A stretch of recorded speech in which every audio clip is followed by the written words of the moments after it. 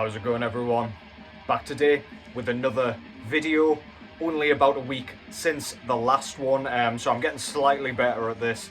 Yeah, trying to get a bit more consistency going. I've been kind of brainstorming and writing ideas down all week. I've had a week off work, so I've been kind of using that time to have a think about a few kind of angles that I can approach these vids from, and I've got a handful to get sorted. I'm going to try and get 2 videos filmed today, and then we'll see how this goes once I start work again, because you know how that ends up going, even when I kind of intend to get back behind the camera. But yeah, thank you very much for the outrageous outpour of support for my 3,000 subscribers special that I just did there. There were a bunch of records that I forgot. I knew I would. I stated in the vid that I would. But yeah, I can amend it at another point. The albums that I did include absolutely deserve to be on there regardless. So yeah, just bear with me with that one. Today, I thought I would I don't normally talk about like my favourite album of the year this early in the year. However, I thought it has to be spoken about. It's just arrived for this year, and so far it is absolutely my favourite thing to have come out by a long distance.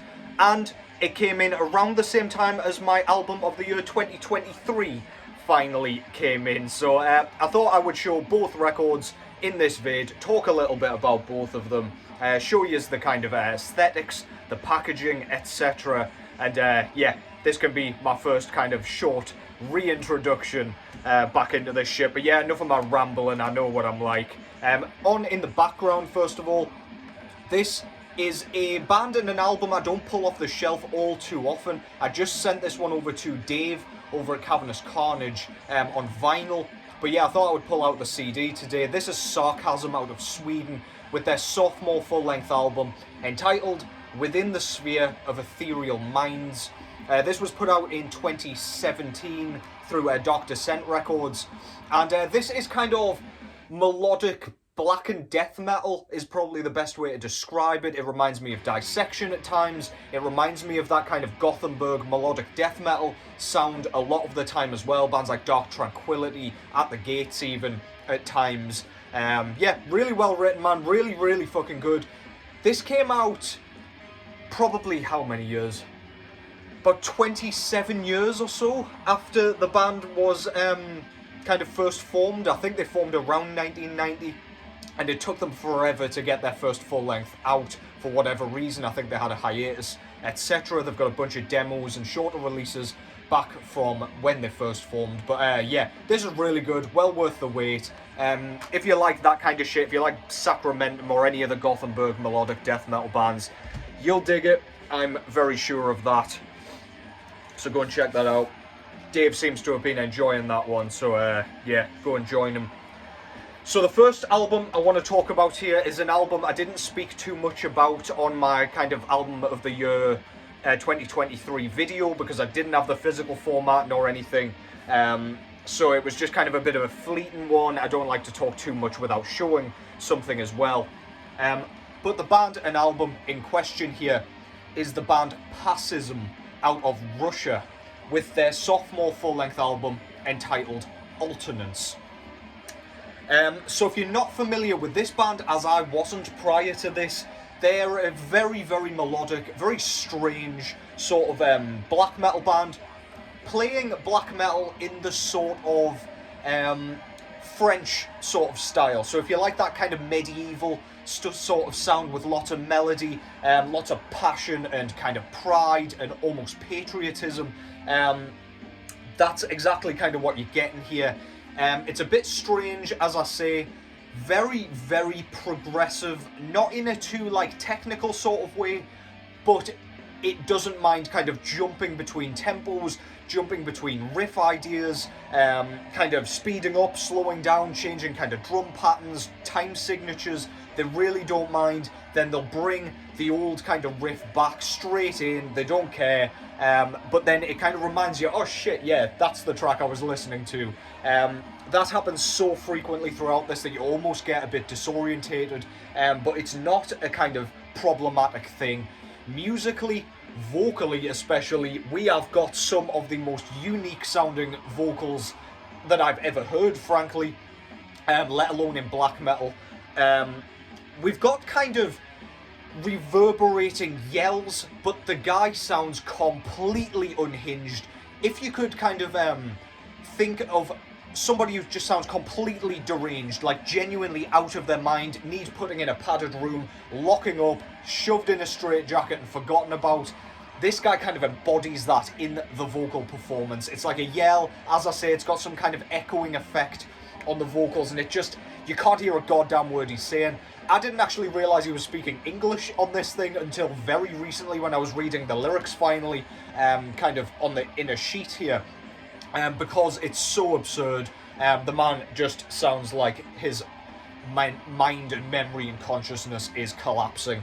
As we're listening, you almost feel bad for the guy as you're listening to this thing. Should I be enjoying this as much as I am? Who knows, but it is absolutely phenomenal. Vocalist also does bass on here, and it's finger plucked. There's no picking going on here, and you can really hear that. The bass is super, super audible. Every note is crystal clear, and it's very, very twiddly. Almost in a sort of proggy way where they want you to hear all the mind-bending sort of riffs and grooves and things that are going on, but it does create an insane amount of groove.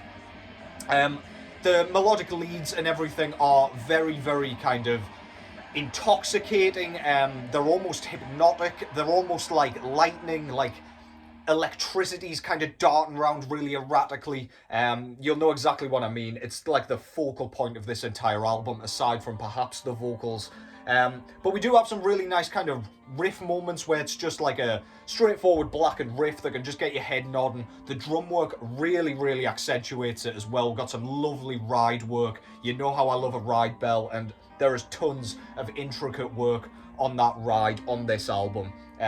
Yeah, absolutely phenomenal. I could rave about this thing all day long because I've been listening to it pretty much non-stop. This was put out through Antique Records, and it took well over a year to finally get to me, and it was well worth the wait, to be honest. It's easily the longest I've ever had to wait for a record. I swear to God it was coming on like Snailback or something. But yeah, the snail finally reached its goal without being picked apart by birds or whatever, and the record was indeed pristine. So yeah, that's Pism with Alternance. Look at that album artwork. Is that Aussie Matt? It looks an awful lot like him, although he should have a beer in his hand, really, as opposed to a egg timer or whatever the fuck you want to call that. But yeah, looks an awful lot like my guy. Dude's been working out. Yeah, Stella though, looks kind of like a, I don't know, some sort of fantastical creature with horns and like a, I don't know, like a Phantom of the Opera looking mask. I don't know, I'm probably butchering the like mythology and all that here. I'm not doing it justice, but it's very cool, very intricate, very kind of nature inspired. As you can see, love the bordering here. It's so detailed, with all the leaves and plants and all that good shit. We've got the moon down here as well. Yeah, one of my favourite artworks of recent times, to be honest. Can't think of too many more stunning than that. Matt, take that as a compliment, sir. Yeah, fantastic stuff. On the back, we've got their incredible logo here with the 6 tracks. They're all kind of named after chants. I don't know if it's like all inspired by like poetry or whatever, but on the lyric sheet it does say like somebody else wrote them, even though Kay, the bassist vocalist, did all the lyrics. So I don't know if they're like inspired by poetry or literature or what, but I'll get into that in a sec. But yeah, we've got like Azure Mockery chant, Ominous Bravura chant, Prurient Flamboyance chant. Yeah, they're all chants of some description, but chanting is not how I would describe as vocals, let me tell you. In here, we have the lyric sheet with a live band photo there. That is our guy playing his very kind of high-strapped bass guitar there. Probably easier to finger pluck that way. Yeah, more of that beautiful artwork. All the lyrics, as I say, in English. 3-piece band. Some more kind of credits and things like that with the logo there again. Beautiful stuff. and the disc itself is this really nice kind of dark, very dark green with kind of black smoke effect. It's one of those records that looks black, and it might as well be for the most part. Like when it's on the turntable, you can't really tell it's coloured at all. But yeah, when you hold this shit up to the light, it looks stunning. I mean, it's coming through a little bit there, but I don't mind, man. I really didn't mind. This thing's probably still available, and now that we know it's been kind of pressed and things like that, Press and Plant has gotten back with them. Yeah, be rude not to pick this thing up, man. My album of the year 2023, finally in my grubby claws. Pism with Alternance. I will fanny about and stick that in there. And we'll move on to, thus far, my favourite album of 2024. Now, I don't suppose this will be too much of a surprise. It's not, like, mega obscure, I guess, anymore, because, I mean, lots of people jumped on this band's hype after their last album. I can't get that back in there, so I'll show you in a bit. But the album in question here is this one. This is Aureole out of the USA with their fourth full-length album entitled House of the Black Geminus. So this is their third black metal album. Their first one was like a dark ambient kind of thing that I'm not too bothered about, so I won't be picking it up. But this, if you're not familiar with this band, is very dissonant, very, very uneasy, creepy, just unnerving black metal of the highest order. It's completely discordant. There is not a lot in the way of like traditional melodic work on this, but this is one of those albums where the really, really, I don't know, I'm trying to think of a word that aptly describes the sound of the lead guitars here. Dissonant is probably the best way to describe it. It's almost so devoid of melody that it is melodic. Like it's got that beauty in its chaos, in its darkness, in its evil and wickedness. This thing just feels malevolent from the very off. Naz Alchemeth, I believe, is the guy's name who does like vocals. I don't know if he plays guitar as well. This was a one-man project, so he definitely can play guitar if he doesn't on this thing. But yeah, his vocals are super piercing, super high-pitched. They're almost like grate the top layer of your tympanic membranes off with every verse, every single uncomfortable line. The guitar work, as I say, it's like a churning tornado, like firestorm of notes and sounds, and there's ambience to this thing. It's just got so much going on that every listen you find something new to enjoy about it. As I say, it's got a bunch of like sound effects in the background. As I say, the shrieks are horrible, the notes and everything like that, and you'll just pick up on a new melody or whatever to enjoy, to concentrate on. Because otherwise you're just going to be listening to the whole like mishmash of noise. It's tough to listen to more than one component of this at once, because as I say, it just gets completely overwhelming. It's suffocating, it's atmospheric, it's claustrophobic, and it's absolutely brilliant. The drum work is blistering. Blast beats for the most part. We do get some kind of plodding, more kind of mid-pace sections. However, they don't feel designed to like create those like non-authentic sort of headbanging live moments. It just seems like this live would be as scary and just simply terrifying, spitting all over the goddamn shop, as like on record. It just, I'm hoping to see this band live next year, because I really do want to hear some of this, well, all of this preferably, live. I just can't even imagine how well it would translate into the darkness of the pit when you stood there. I think this thing is absolutely brilliant. It's so scary, man. And I'm frankly impressed a band so modern has managed to capture a sound that's so like memorable and so just, I don't know, it just brands itself onto your soul as soon as you hear it. Melano got everybody's attention. The Dreaming Eye, or the Dreaming One, whichever that is actually meant to be, was also amazing, but they didn't quite get as much attention as they did with the one after. But this one really has captured everybody. Everyone's showing this thing, but yeah, this is comfortably my favourite thing that's come out this year, and it will take a hell of a lot to beat it, let me tell you. I was going to show my top 5 of the year so far in this video, but I thought I'll save that for later, because I'm not really used to kind of showing my favourites this early. But yeah, this comes in like a slipcover. This is a Debamur Morty kind of exclusive. I did get this through Indie Merch Store, just because it was like a few pounds cheaper for me, just with the postage and everything, because this is a heavyweight kind of package that we've got here. This is a numbered slipcover as well. Look at that presentation there with the kind of embossed logo on the back with the title there, and I got number 390 out of 393, which is a pretty cool number to get. So yeah, that's the album cover as it comes out. It's got like a, I don't really know what it's meant to be, but I do like it a lot. It's like some sort of, I don't know, looks like a king or something, like a phantasmic king or spectral king. But yeah, very cool. I've never had sleep paralysis, and I would never like to. However, if you can imagine sort of what that might sound like in an album, and this is pretty much what I'd get from it. Again, I've never had it, so I couldn't really comment. However, yeah, I don't really know how I'm going to lift this without ripping it into 3 pieces, but we'll see how it goes.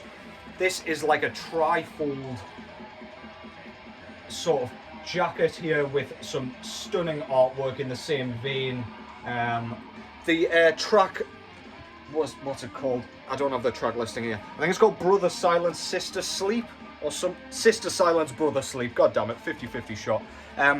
I think the artwork of that was this one here, because they released like artwork with the singles, but I digress, not that important. And I'm also probably giving you false information over here. It is a double LP that comes on this really nice kind of blue, purple, black galaxy effect. Absolutely stunning. I don't have anything that looks even remotely close to that in my collection. And I'll show you the other disc, which was the one I was hoping I was going to pull out in the first place, to be honest, which looks exactly the same on side C, but side D is actually an unplayable silkscreen sort of artwork sort of side. Unplayable, as I say, it's dead wax.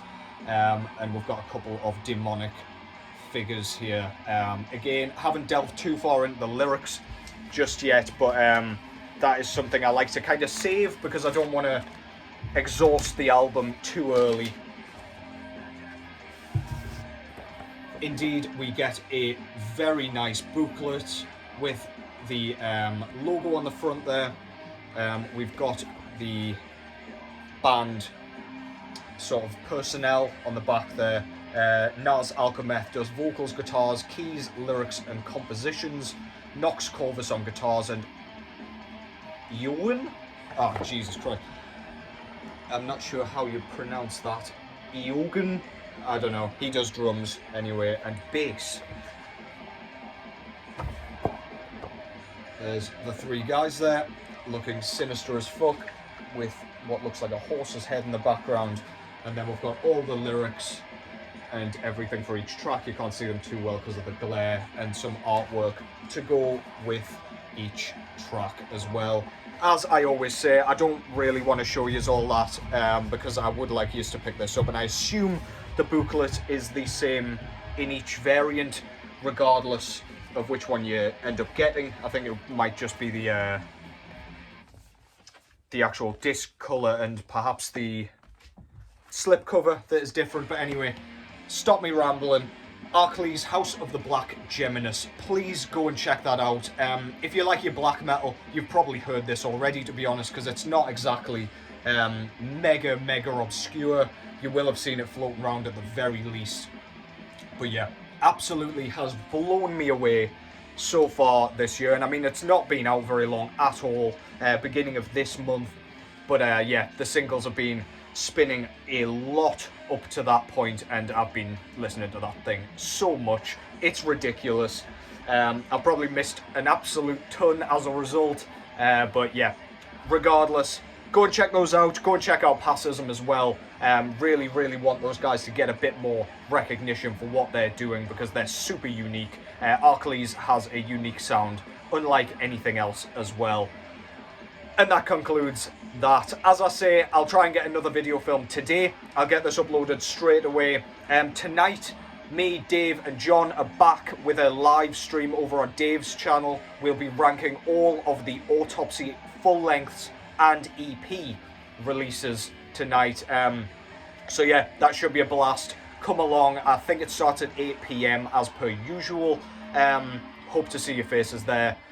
But yeah, until the next time, thanks very much for watching. Appreciate your support. Welcome to any new subscribers that I may have gotten in the meantime.